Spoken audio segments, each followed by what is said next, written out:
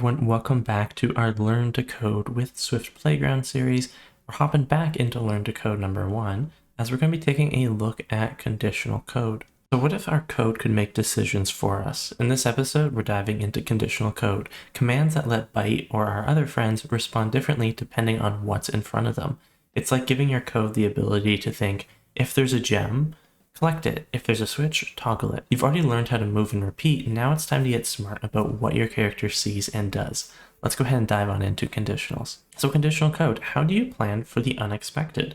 Let's say we're driving, we hit a traffic jam, we might need to change our route. In your code, you can plan for different conditions using an if statement. If the light is green, we can see Byte walks forward across the street. To write an if statement, we use if and then add our condition, which can be true or false. So if light is green, so whenever this condition is true, the code within the braces is going to execute and run. So Byte would then move forward. If the condition is false, the code won't run, or we can attach this else statement here to specify other code to run. So in the case of the light not being green, so if it's red or if it's yellow, then Byte would instead wait. Don't want to cross the street when we're not supposed to. Okay, our goal is to use an if statement to toggle only closed switches. I'm also going to swap my character to be Byte for this one. The cool thing about these playgrounds is because we're checking for conditionals, what you see on your screen and what I see on my screen might be different. As we need to check if conditions are different, every time we reload a lot of these playgrounds, different switches will be on or off. So just as a note, if we toggle a switch that's already open, so this middle one here is already open, it will turn off. And to complete the playground, we need to make sure all three are turned on by the end. We also have an example of an if statement. If is on closed switch, toggle the switch. That'll handle our condition to be true or false. So if we're on a closed switch, the code will run. If we're on one that's already active, the code won't run. So let's go ahead and tackle this. The first thing we need to do is a couple move forwards because we need to get towards those switches. And then we can write our first if statement. You can use the autofill from the bottom here, or you can type it out. With the autofill, it should fill in the gaps here. So if condition, and then we're going to have code. So if is on closed switch, we're going to go ahead and toggle the switch. Let's click on our code placeholder and toggle the switch. After that, we'll move forward and we'll want to repeat our code. We're going to check each of these switches to see if they're closed or not. And if they are, we'll toggle the switch. So if is on closed switch, toggle switch. And then we'll want to move forward again. And we'll check the last switch here. And you're probably already thinking, hey, can I do a for loop for this one? Absolutely, we're repeating a lot of commands. You can combine for loops with if statements. I'll show you that one after we make sure this works. So if is on closed switch, toggle the switch. Okay, let's go ahead and run our code and see how it works.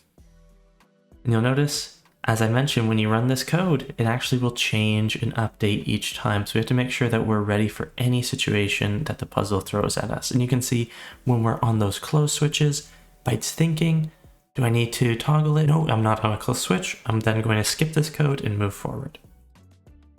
So before we hop on to the next page, let's go ahead and think how we can use this logic in a for loop.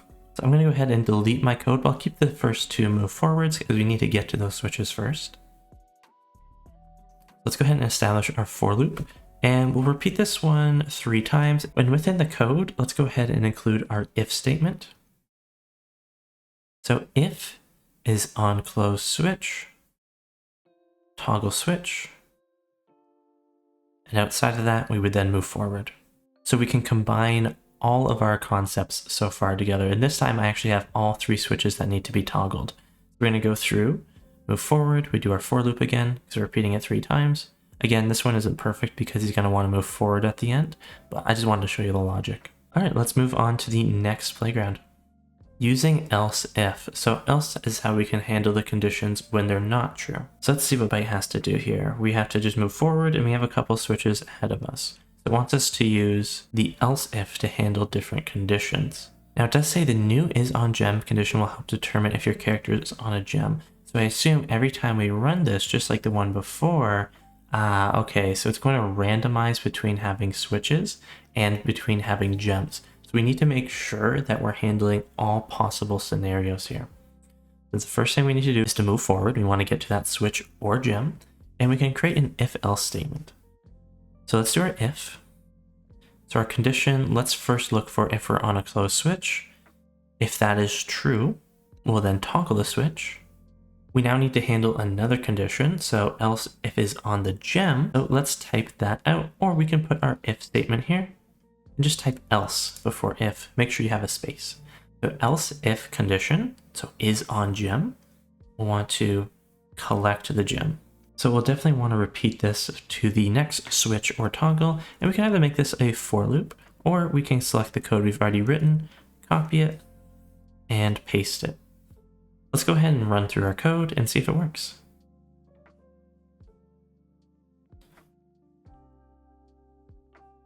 All right, looks like he's going to toggle the first switch and then toggle the second switch. We didn't roll a gem either time.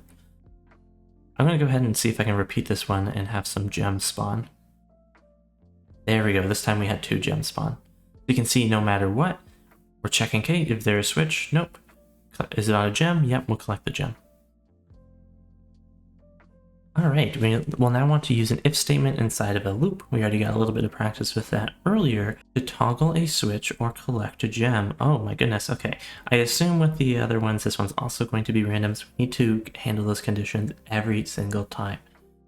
So we're started off with a for loop, and let's see how many things we have to account for.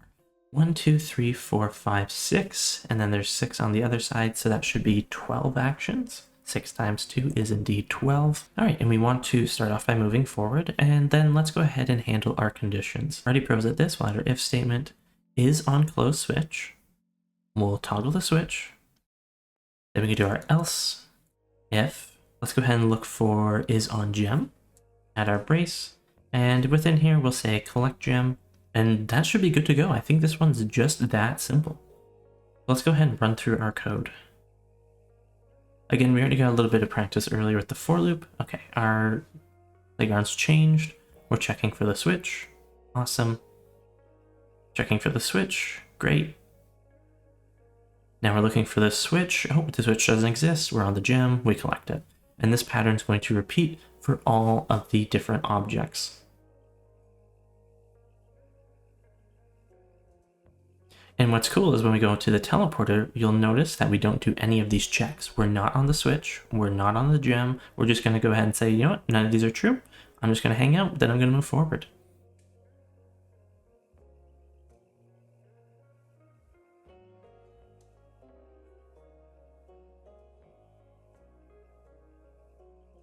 Alrighty, and then 3 more gems to collect.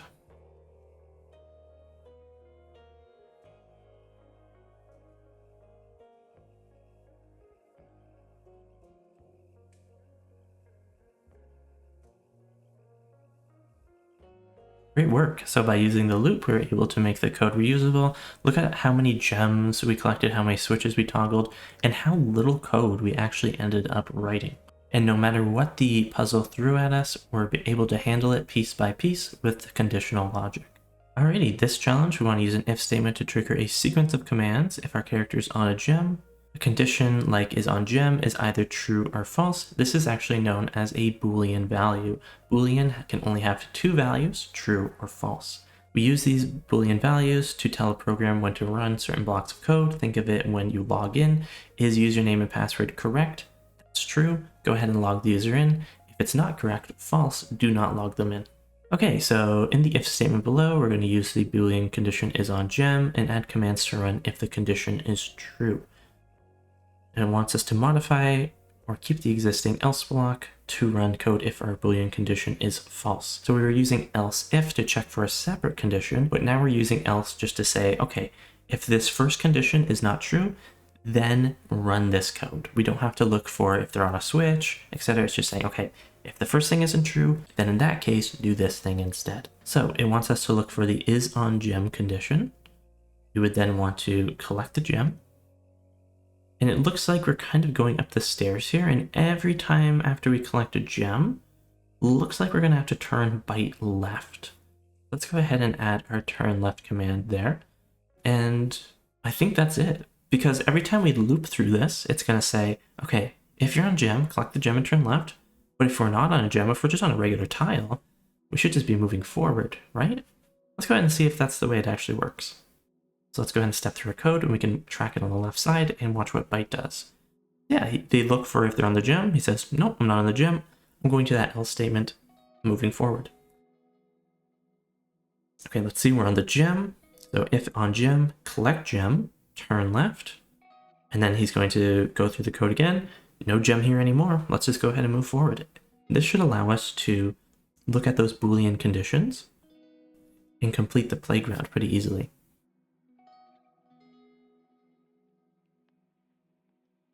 There's our gem. Okay, we can see we're under the gem. We're going to collect it, turn left. We're then going to look through the code again. No more gem here.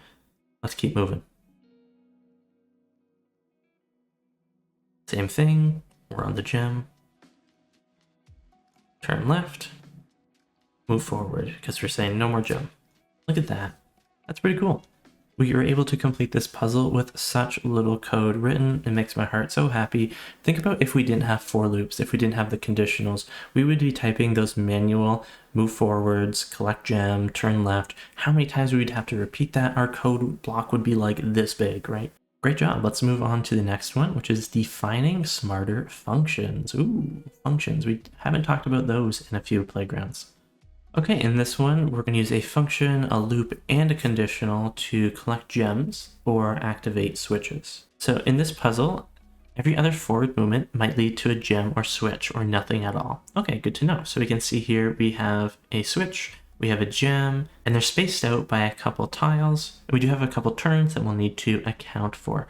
But just like with the other conditional code puzzles, these kind of objects, the gem and the toggle, are going to be randomized, as well as what state they're in. And we're going to be combining all the tools that we've used so far in order to have a function that has an if, else if statement within it. So let's go ahead and first handle our function. So in between all of these, we do have 2 move forward spaces at least. So let's add 2 move forwards. Then let's create an if statement to track if we're on a gem. So if is on a gem, we're then going to collect the gem. Outside of the brace of the if statement, but still within our function here, we'll add an else if, and we'll do the is on close switch. We'll add our brace. If you want to use the autofill from the bottom or above the keyboard on the iPad, feel free to do so. Otherwise, we're going to go ahead and toggle that switch. And that should be good for our function. We're going to either collect or we're going to toggle, and it's going to look for all those conditions just like we've seen before and handle them appropriately. So it looks like we have 2 objects in front of us. So let's go ahead and create a for loop to repeat the function twice. It wants us to use a loop after all. So for I, let's do 2. We want to repeat this twice. We want to do the collect or toggle. And that should put us where this gem, at least on my screen, currently is. After that, we'll want to turn left, as we'll need to get down these stairs. So after our 4, let's go ahead and turn left. Then we'll want to use 2 move forwards, as we need to get down those stairs. We'll then need to turn left. And then let's go ahead and loop through our collector toggle another 2 times. So for number 2, code collect or toggle. And that should put us near this lily pad down here. Let's go ahead and run through our code, and then we can determine where we need to go next, or just double check to make sure it works. So we're going to toggle the switch as it's currently inactive. Now we're on number 2 of our loop. We're going to collect the gem, turn left, move forward twice, turn left again. Now we're going to check for these 2 items. So we're not going to toggle it because that switch is currently active. It's also not a gem, so we don't need to collect it.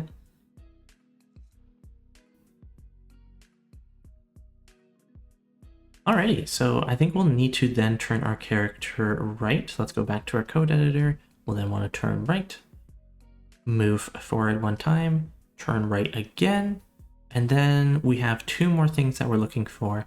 So let's go ahead and for loop our collect or toggle twice. And that should solve the puzzle. I'm just going to speed us up a little bit because we've already kind of worked through it. I'm going to run this on faster so you can watch Byte do their magic. Collecting a gem, collecting the other gem. Look at that. And again, yours might look differently than mine, but if we're using those if statements, we should both be able to complete the puzzle. All right, factor our code well with conditions, functions, and loops. So it wants us to use all the concepts again. And this one's called boxed in. So we are surrounded by a grid of possible gem or switch locations. On mine, I just have one gem right now. Figure out how to make the character move to the right locations and collect gems and toggle switches that are currently open. So we'll need all three functions, loops, and conditions for this one as well.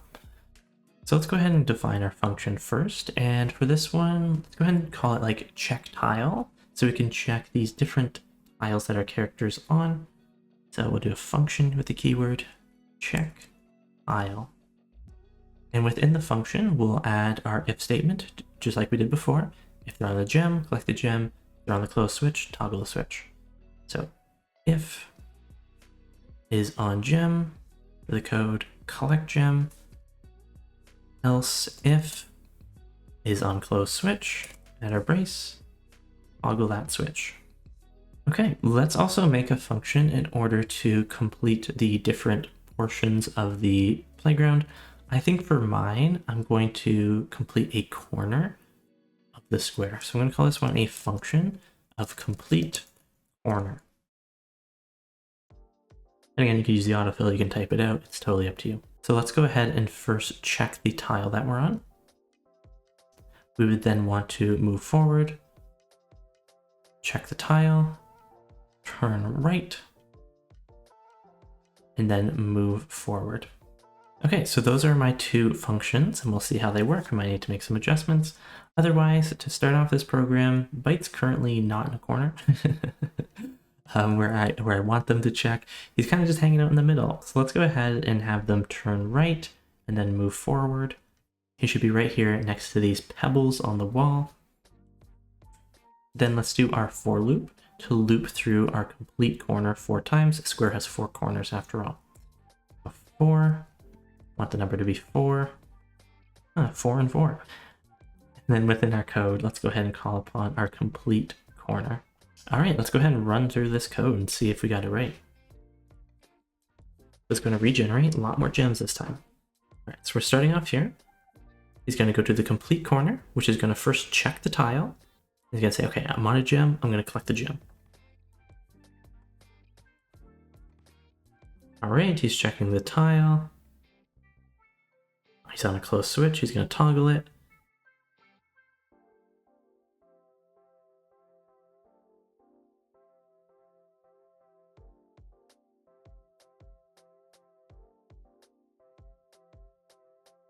So we were pretty close, but Byte kept bashing himself into the wall there.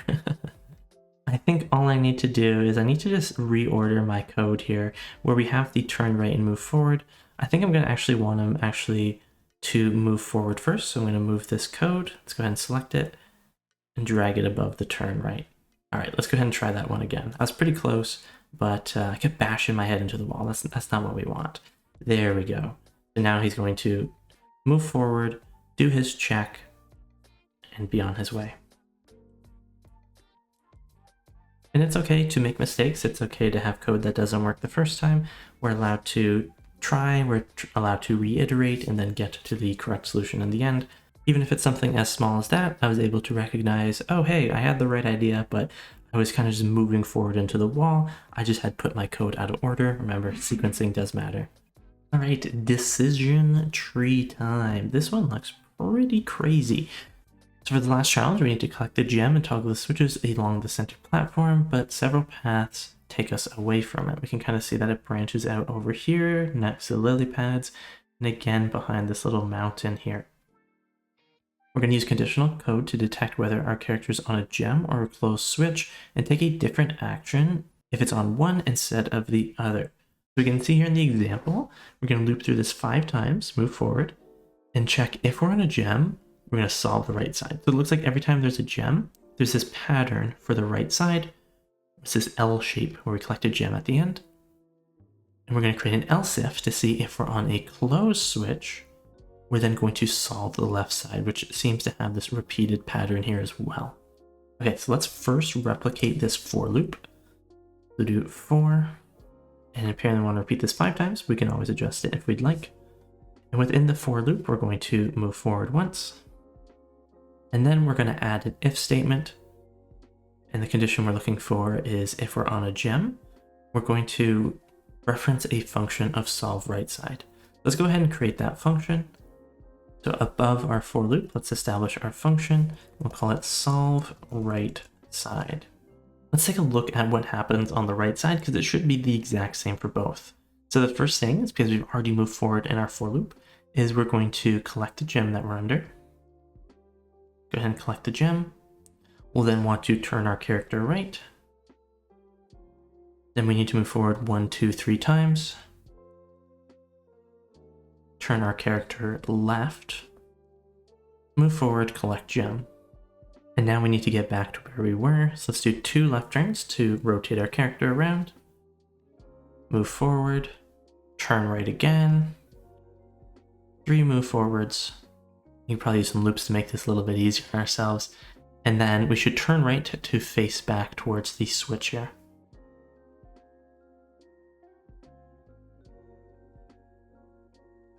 Okay, so if we're on gem, let's go ahead and call upon our solve right side. And with our example above, it wants us to else if on closed switch. So else if on closed switch, we'll add our brace, and we'll then want to call upon our function of solving the left side, which we also need to create. So under the function of solve right side, but before our for loop, let's create a function solve left side. Let's take a look at the left side here. So we'd first want to toggle the switch. We'll then want to turn left, move forward. Select the gem. We'll then want to turn around. So 2 left turns or 2 right turns, up to you. Then move forward.